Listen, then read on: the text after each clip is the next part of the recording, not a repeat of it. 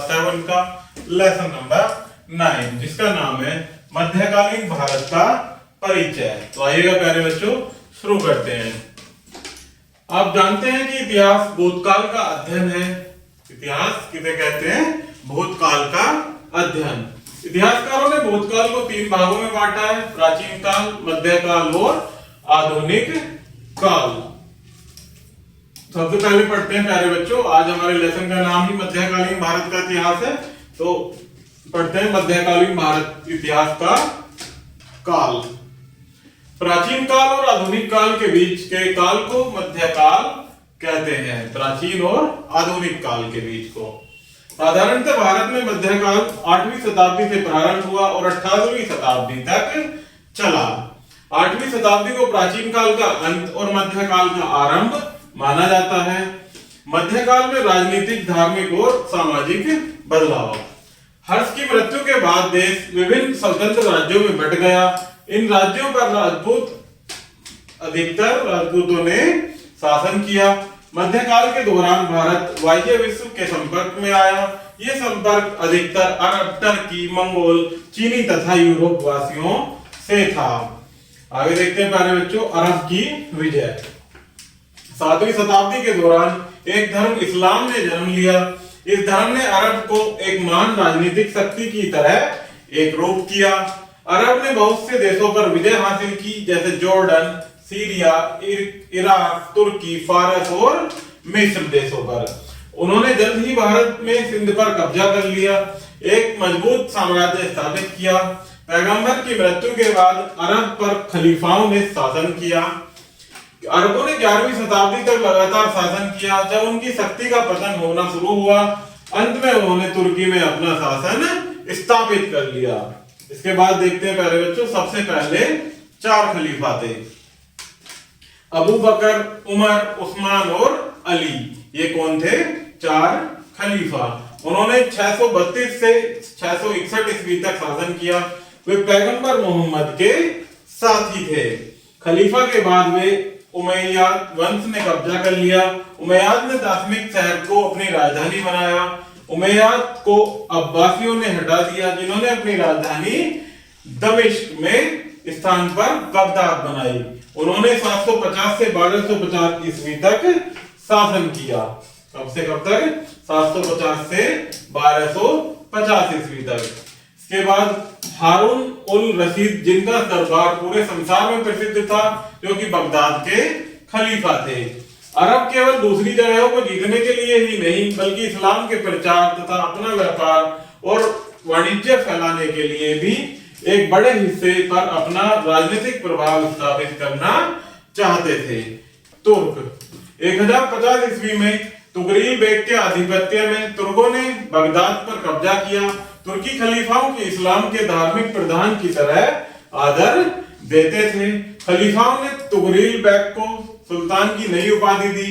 उन्होंने मजबूत सेना बनाई। तुर्की, जो कि ओटोमान ने 1400 ईस्वी से प्रथम विश्व युद्ध तक अरब प्रायद्वीप के अधिकतर भागों पर शासन किया।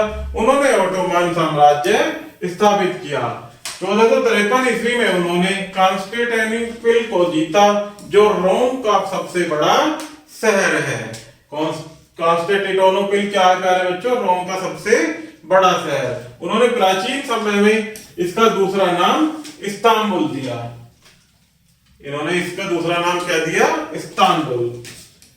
अब ओटोमान साम्राज्य अपनी चरम सीमा पर था, तब इसने तुर्की के अतिरिक्त सीरिया, फिलिस्तीन, अरब और मिस्र पर भी अपना नियंत्रण कर लिया। इसके बाद देखते हैं प्यारे बच्चों, मंगोल। 1206 ईस्वी में तर्मुजिन नामक मंगोल योद्धा ने पूरी मंगोल जाति पर अपना नियंत्रण किया और चंगेज खां की उपाधि प्राप्त की। उसने पहली बार सभी मंगोलों को एकरूप किया और 1211 ईस्वी में चंगेज खां ने उत्तरी चीन का विनाश किया। कम समय में ही मंगोलों ने एक विशाल साम्राज्य स्थापित किया, जो कि चीन से पोलैंड तक फैला। 1258 ईस्वी में चंगेज खां के पोते हलाकू खान ने पश्चिमी एशिया का विनाश किया और बगदाद को नष्ट किया। 14वीं शताब्दी में तैमूरलंग नामक एक नए मंगोल प्रधान ने चंगेज खां की अपेक्षा अधिक विनाशकारी युद्ध आरंभ कर दिए। उसने इराक, ईरान, मध्य एशिया, सीरिया, एनाटोलिया तथा उत्तरी भारत का विनाश किया। इसके बाद देखते हैं पहले बच्चों मध्यकाल का यूरोप। यूरोप में 5वीं शताब्दी और 11वीं शताब्दी के बीच का काल अंधकार का युग कहलाता है, क्योंकि इस काल में व्याकुलता, अव्यवस्था, अस्थिरता और लगातार युद्ध होते रहे थे। इसीलिए इस काल को क्या कहा गया? अंधकार युग। उन्होंने रोम साम्राज्य के शहरों को नष्ट किया, आम जनता दुखी जीवन व्यतीत करने लगी। अंधकार युग में यूरोप में एक नई सामाजिक पद्धति सामंतवाद ने जन्म लिया। भूमि जिन उच्च वर्गीय लोगों में बांटी जाती थी वे सामंत कहलाते थे। सामंत कौन कहलाते थे? जिन लोगों में जो कि उच्च वर्ग के होते थे उन्हें क्या कहा जाता था? सामंत। यह भूमि का उपहार सैनिक कार्यों के लिए दी गई जागीर कहलाती थी। इसके बदले में सामंत राजा को लड़ाई में मदद करने के लिए सिपाही उपलब्ध कराने और राजा को दूसरी सेवाएं देने का वचन देते थे। सामंत अपनी भूमि के हिस्सों को आगे जमींदारों जो कम शक्तिशाली होते थे उनमें बांट देते थे। इन जमींदारों को बुलाए जाने पर सामंतों की सेना में लड़ना होता था। किसानों को जो कृषक दास कहलाते थे इन जमींदारों की भूमि पर काम करना होता था। भूस्वामी उत्पादन का सबसे अधिक हिस्सा लेते थे, जबकि किसानों को दिनों की तरह जीवन बिताना पड़ता था। ईसाई जनता का प्रधान धर्म था। पादरियों का भी जीवन ऊंचा स्थान था। अधिकतर ज्ञान धार्मिक केंद्रों तक सीमित था। अंधकार युग में यूरोप व्यापार और वाणिज्य में पिछड़ा हुआ था। शांति और सुरक्षा पाने के बाद यूरोप वासियों ने व्यापारियों में ज्यादा रुचि दिखानी शुरू की। इस समय अरबों ने क्षेत्र के अधिकतर व्यापार पर कब्जा कर लिया, इसलिए यूरोप वासियों को अरब से शत्रुता का सामना करना पड़ा। इसका परिणाम यह हुआ कि यूरोप वासी और अरब के बीच धार्मिक युद्ध आरंभ हो गए। ये धार्मिक युद्ध क्रूसेड कहलाए। क्या कहलाए? जो कि यूरोप वासी और अरबों के बीच जो धार्मिक युद्ध हुए प्यारे बच्चों, क्या कहलाए? क्रूसेड। ये युद्ध अपने लक्ष्य में असफल हो गए, लेकिन वे ईसाइयों और अरबों को एक साथ लाए और उनके बीच सांस्कृतिक संबंध स्थापित हुए। आगे देखते हैं प्यारे बच्चों इस काल में भारत की सामाजिक दशा। भारत की क्या दशा रही इसके बारे में पढ़ते हैं। इस काल में भारत की सामाजिक दशा भ्रष्ट हो गई। जाति प्रथा कठोर थी। बहुत सी सामाजिक कुप्रथाएं जैसे बाल विवाह, सती प्रथा, पर्दा और बहु विवाह समाज में उत्पन्न हो गई थी। ब्राह्मणों की तरह ही क्षत्रियों का भी समाज में आदर पूर्वक सम्मान किया जाता था। 8वीं शताब्दी में सामाजिक, राजनीतिक और धार्मिक क्षेत्रों में बदलाव दिखाई देते गए। इसे मध्यकाल का आरंभ कहा जाता है। 18वीं शताब्दी में इसी प्रकार मुगल साम्राज्य का विघटन और भारत में ब्रिटिश शासन की नींव को भारतीय इतिहास में मध्यकाल का अंत और आधुनिक काल का आरंभ कहा जाता है। क्या कहा जाता है?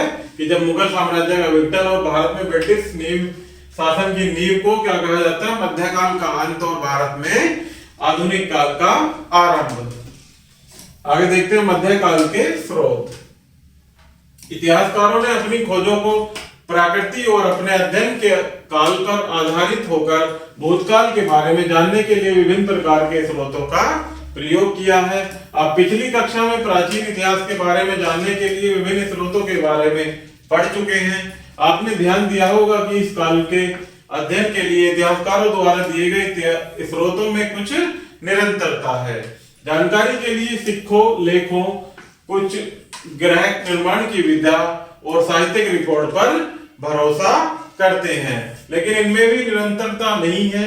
इस काल में साहित्यिक रिकॉर्ड की किस्म और संख्या बढ़ती गई। वास्तव में हम इन स्रोतों को दो समूह में बांट सकते हैं, जिसमें पहला पुरातात्विक संबंधी स्रोत और साहित्य के स्रोत। तो वन बाय वन इनको पढ़ेंगे। पहला देखते हैं पुरातत्व संबंधी स्रोत, जिसमें कुछ लेख मिले हैं। लेख तांबे की प्लेटों, चट्टानों और स्तंभों पर पाए जाते हैं। लेख मंदिरों में भी पाए जाते हैं। ये लेख विभिन्न शासकों के साम्राज्य के विस्तार और प्राकृतिक सामाजिक रीति रिवाज और धार्मिक विश्वास आदि पर प्रकाश डालते हैं। इतिहासकार इन लेखों से इस काल की प्रचलित आर्थिक और सामाजिक जीवन पद्धति के बारे में जानकारी इकट्ठा करते हैं। नेक्स्ट है प्यारे बच्चों स्मारक चिन्ह। विभिन्न मंदिर, किले, गुंबद और मस्जिदें आदि इस काल के सांस्कृतिक जीवन और कला के निर्माण पर प्रकाश डालते हैं। तीसरा है प्यारे बच्चों स्रोत के रूप में सिक्के।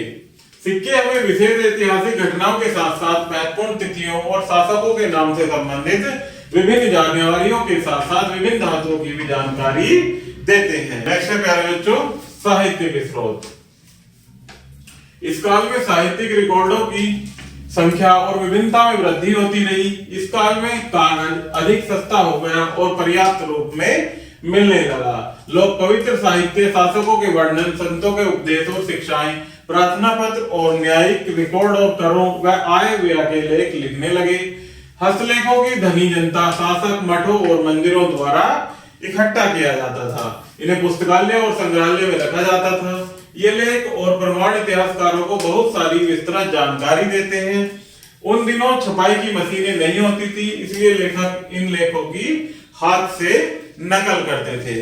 मशीनों के अभाव के कारण क्या था प्यारे बच्चों, लेखक इन लेखों की हाथ से ही नकल करते थे, अर्थात उसकी प्रतियां बनाते थे। नेक्स्ट है प्यारे बच्चों प्रमुख साहित्यिक स्रोत। इसमें पहला है वर्णन। विभिन्न शासकों की जीवनियां हमें इस काल के विभिन्न सामाजिक, राजनीतिक और सांस्कृतिक विशेषताओं के बारे में बहुत सी जानकारी देती हैं। वे राजाओं और वंशों की कहानियां बताते हैं, जैसे बाबर, जहांगीर, हुमायूं, शाहजहां, औरंगजेब की जीवनियां जो मुगल काल के बारे में जानने के लिए अच्छे स्रोत हैं। नेक्स्ट है धार्मिक पुस्तकें। धार्मिक साहित्य को विभिन्न सूक्ष्म चित्रों द्वारा सुसज्जित किया गया है। ये उस काल के धार्मिक रीति रिवाज और यज्ञों, पूजा पाठ पर प्रकाश डालती हैं। नेक्स्ट है प्यारे बच्चों विदेशी यात्रियों का वर्णन। विभिन्न विदेशी यात्री इस काल में भारत भ्रमण पर आए और उन्होंने समाज में राजा की स्थिति के बारे में अपने वर्णन लिखे। तो ये प्राकृतिक कुछ साहित्य स्रोत थे प्यारे बच्चों। इसके बाद देखते हैं मुख्य बिंदु, जिनको हम 1 बाय 1 पढ़ेंगे और आप इन्हें याद भी करेंगे। पहला पॉइंट है 800 से 1800 ईस्वी के बीच का काल मध्य युग कहलाता है। 800 ईस्वी में और उसके बाद से जनता के राजनीतिक, सामाजिक और धार्मिक जीवन में काफी परिवर्तन आए। इस काल में भारत अरब, तुर्क, मंगोल और चीन के संपर्क में आया। नेक्स्ट पॉइंट है कि तुर्कों के द्वारा एक शक्तिशाली और प्रसिद्ध ओटोमान साम्राज्य स्थापित किया गया। चंगेज खान ने सभी मंगोलों को एक सूत्र में बांधा और उत्तरी चीन का विनाश किया। नेक्स्ट पॉइंट है यूरोप में समाज सामंतवादी प्रथा पर आधारित था। तो इस प्रकार से प्यारे बच्चों हमारा ये लेसन यही समाप्त होता है। आशा करता हूं कि आपको यह वीडियो जरूर पसंद आई होगी। धन्यवाद।